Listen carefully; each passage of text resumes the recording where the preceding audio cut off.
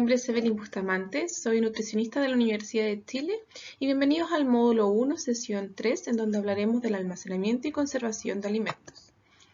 En esta oportunidad abordaremos los siguientes contenidos: los tipos de almacenamiento, técnicas de almacenamiento, rotulación de alimentos, prevención de contaminación cruzada, desechos, desperdicios y disposición de contenedores. En cuanto a los tipos de almacenamiento, tenemos que considerar algunos aspectos generales como temperatura, humedad, normas de higiene y la fecha de caducidad de los alimentos. Cuando nos referimos a la temperatura, podemos dividir el almacenamiento en tres grandes secciones. Primero tenemos la de congelación, que estamos hablando de temperaturas menores a 18 grados Celsius, y también de refrigeración, considerando un rango entre 0 a 5 grados Celsius y también temperatura ambiente, idealmente a 21 grados Celsius. Algunos ejemplos de alimentos que debemos abordar en estas tres secciones.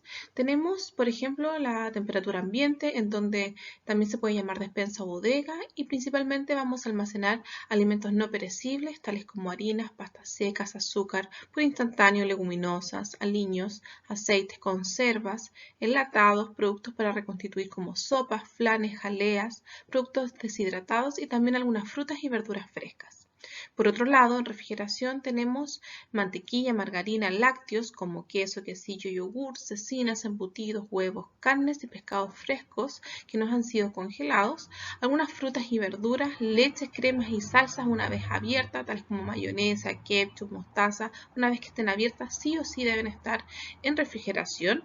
También preparaciones listas para el consumo, ya sea frutas o verduras procesadas, ya sea peladas y picadas, como también preparaciones más complejas.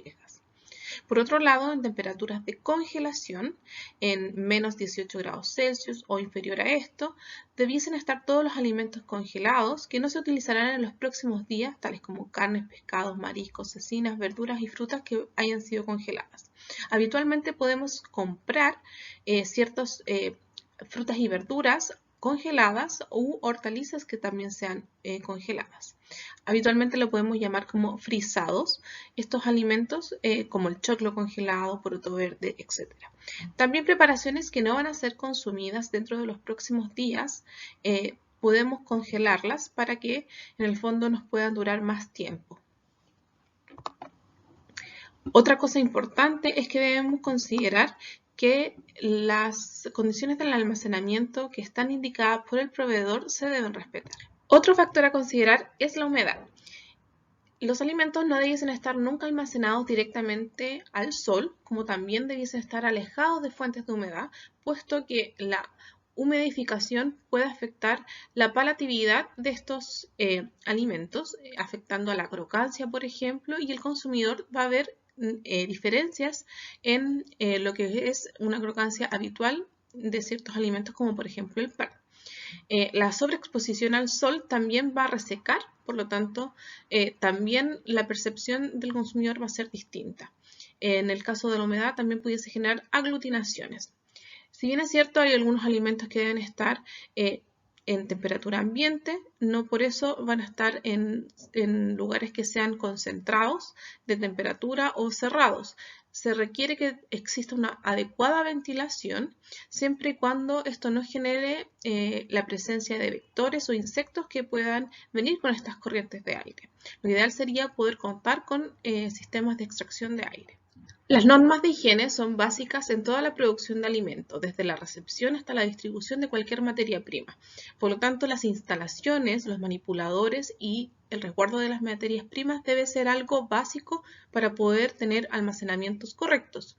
Las instalaciones siempre tienen que estar lejanas a fuentes de contaminación, basurales o presencia de animales o vectores, y deben estar obviamente aseadas, deben contener anaqueles o estanterías que permitan una correcta almacenamiento de los alimentos sin que estos estén contaminando unos con otros, que estén en una correcta distribución que nos permita tener un acceso fácil a ellos, y que los equipos de frío que cuenten siempre con la capacidad suficiente de la materia prima que nosotros queremos almacenar.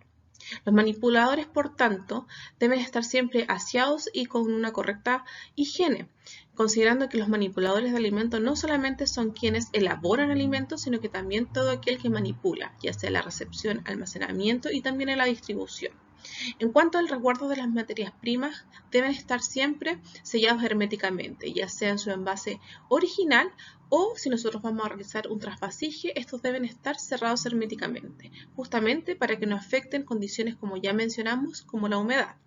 Por otro lado, el resguardo de las materias primas también habla que estén disposicionados en los lugares como lo recomienda su fabricante y que estén también almacenados correctamente en términos de que no se dañen unos con otros. Por ejemplo, algunos embalajes son mucho más rígidos que otros y pudiesen estar afectando el almacenamiento de los que son más frágiles, como por ejemplo una bolsa que sea muy débil. Entonces yo tengo que siempre resguardar que un embalaje no afecte a otro embalaje. Otro tópico a considerar es algunos términos que nosotros podemos encontrar en los etiquetados de los alimentos. Tenemos ciertos conceptos que nos van a hablar de la fecha de inicio de algún producto, como la elaboración o la producción. En tanto, para cárnicos probablemente vamos a considerar la fecha de faena como una fecha inicial del alimento, en donde a partir de esa fecha se le va a dar una vida útil, y en tanto frutas y verduras algunos proveedores declaran cuándo fue la cosecha de estas frutas o verduras. Por otro lado, tenemos conceptos que nos indican la fecha límite de consumo, que están relacionados con el vencimiento, la caducidad y la expiración, y también el consumo preferente. El consumo preferente, a diferencia de vencimiento y caducidad, es cuando el proveedor no recomienda su uso posterior, ya que pueden ser afectadas características organolépticas, ya sea sabor, olor, texturas, pero no necesariamente va a hacer daño al consumidor. En cambio, la fecha de vencimiento, caducidad o expiración está relacionada con que el proveedor no recomienda su consumo, ya que pudiese ocasionar algún daño. Dentro de la manipulación de alimentos podemos encontrar algunas secciones que son habituales. Por ejemplo, tenemos el almacenamiento de frío, que ya lo mencionamos que podía ser en temperaturas de refrigeración o de congelación, y para esto habitualmente se deben separar los alimentos por grupo, lo que también nos va a prevenir contaminación cruzada, que hablaremos más adelante. Las separaciones habituales están por cárnicos, ya sea vacuno, aves, cerdo, pescados, frutas y verduras, lácteos, huevos y también alimentos listos para el consumo. Cuando hablamos de almacenamiento de frío, idealmente mencionamos que debiesen ser separados unos alimentos de otros. Sin embargo, cuando deben compartir el mismo equipamiento, debemos tener algunas consideraciones esenciales, como por ejemplo que los alimentos preparados o listos para el consumo siempre deben estar en los estantes superiores, evitando que caigan algunos otros residuos de los restos de alimentos. Por otro lado, tenemos que considerar que estos deben estar siempre cubiertos o protegidos con algún recipiente, film plástico u otro para evitar la contaminación entre unos y otros alimentos.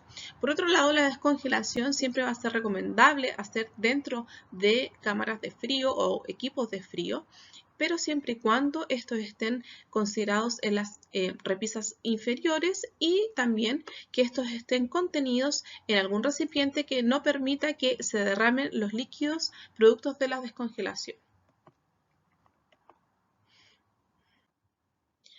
En cuanto a los equipos de frío, también debemos considerar que siempre es frecuente la necesidad de una inspección visual del funcionamiento, y con esto monitorear las temperaturas frecuentemente.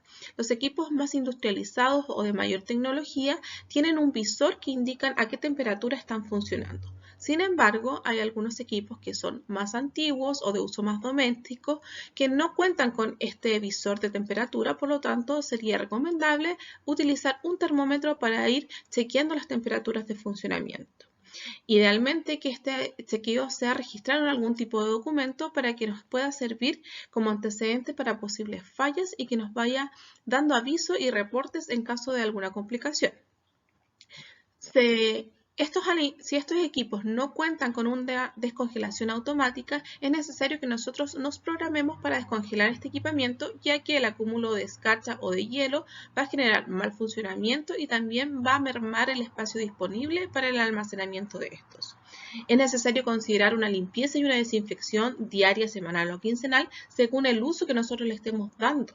Si estamos frecuentemente entrando y sacando alimentos de estos equipos de frío, obviamente la posibilidad de que estos se ensucien va a ser mayor, por lo tanto la frecuencia de limpieza debe ser mayor también. Siempre utilizar los productos químicos que los señala el fabricante, ya que así vamos a tener una mayor vida útil de estos. También es necesario considerar que al momento de almacenar estos alimentos debemos procurar nunca tapar los ventiladores que tiene estos equipos para que así pueda funcionar adecuadamente. Por eso mismo también nosotros no debemos sobrecargar estos equipos con los alimentos para que haya una correcta circulación de aire en el interior. Y parece obvio, pero no está de más decirlo, que siempre debemos procurar que estén herméticamente cerradas las puertas para que no haya pérdida de temperatura al interior de estos equipos.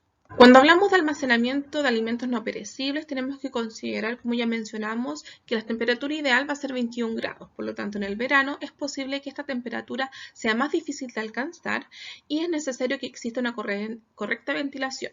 Cuando hablamos de alimentos no perecibles, estamos hablando de alimentos que generalmente duran más de 6 meses a temperatura ambiente. Se debe tener una mantención de alimentos fuera de contaminación y para esto es necesario que estén alejados de paredes, techos y suelos, ya que cuando están en contacto directo con esto es más fácil que lleguen algunos animales rastreros o que algunos vectores como algunos insectos ingresen a estos alimentos para generar algún perjuicio. Por lo tanto, también es correcto tener los alimentos herméticamente sellados y protegidos con envases que nos permitan que estos insectos que pudiesen andar rondando sean más difícil su acceso a ellos. Es ideal que no mezclemos los tipos de envase. Acá en la imagen de la derecha tenemos el envase primario, secundario y terciario, donde el primario es el envase que está en contacto directo con el alimento, el secundario protege el envase primario y el envase terciario protege al primario y al secundario.